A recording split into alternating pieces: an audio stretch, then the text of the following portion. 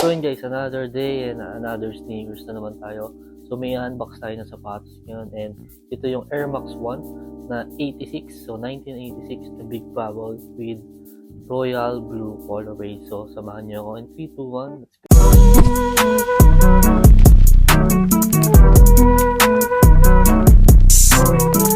And ayun nga guys, so ito yung nakuha natin. Personal pair natin to. And ito yung pinaka-box niya. And pinag-isipan talaga yung packaging. And actually, hindi siya packaging. So, yung box dito, meron lang siyang check and naka-transparent. Then sa magkabilang gilid niya, makikita nyo guys, may apat na circle dito. So, ito yung big bubble. Ibig sabihin ng big bubble, so makikita nyo mamaya. And this one, ayan, sa magkabila. And yung box niya is parang mga splatter na paint, color red. And ang maganda yung dating. And this one's sa likod. Ayan.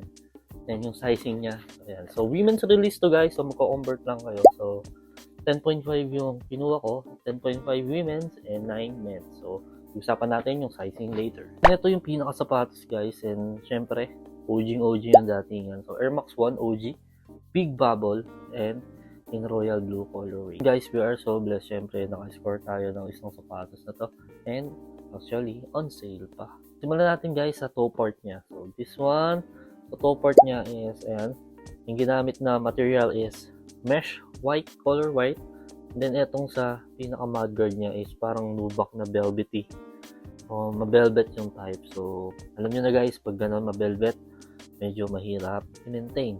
And, papunta dun sa eye stage niya and sa part ng tongue. So, ganun din yung material na ginamit. Lubak na ma-velvet. And, ganun din dun sa swoosh. So, sa swoosh niya kabilaan is velvet din. So, payo ko lang guys, double ingat pagsuot ng sapatos na to. Kung hindi kayo naglilinis ng sapatos. Tang niya guys, gumamit lang din siya ng color white. And parang meron lang dito na satin na white na ginamit sa ibabaw. Ayan yung shoelace niya is color white. And dito sa taas, may eye stage is may color blue lang. So, napakaganda guys ng sapatos na to. And yun lang yung comment ko dito. Medyo mahirap siya siguro i-maintain pag dumumi. So, ayun, ingat-ingat lang guys. And dito sa midsole niya, kung makikita nyo, ayan.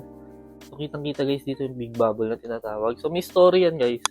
Nung nirelease nung unang sapatos na to noong 1986, so, nagka-problema sila. So, ibang story na lang yan, pero tulinan na lang natin. Kaya may makikita kayo na Air Max 1 na maliit na yung dito. Kaya ito, yung big bubble, yung tinatawag nila na OG. So, dalawang color yung lumabas dito.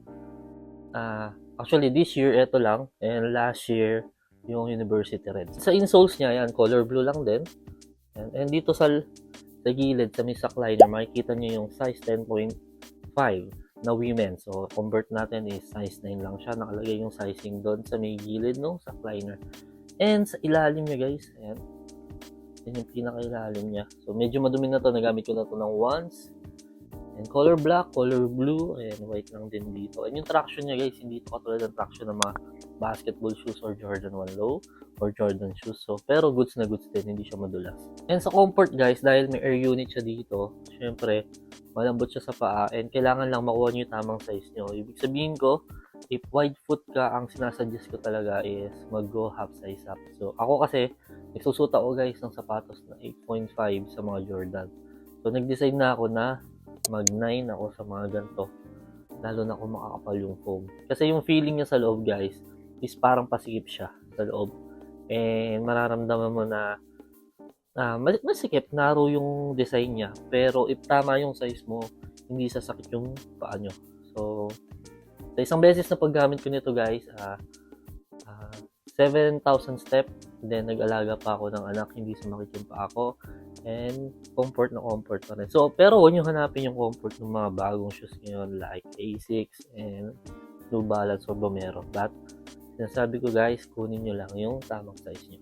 And this shoe guys is, dito sa Pilipinas, ang retail price is around 8,395 if hindi ako nagkakamali. And tayo, nakuha natin to no last sale. So, thank you very much and I'm so happy na nakuha ko yung sapatos na to.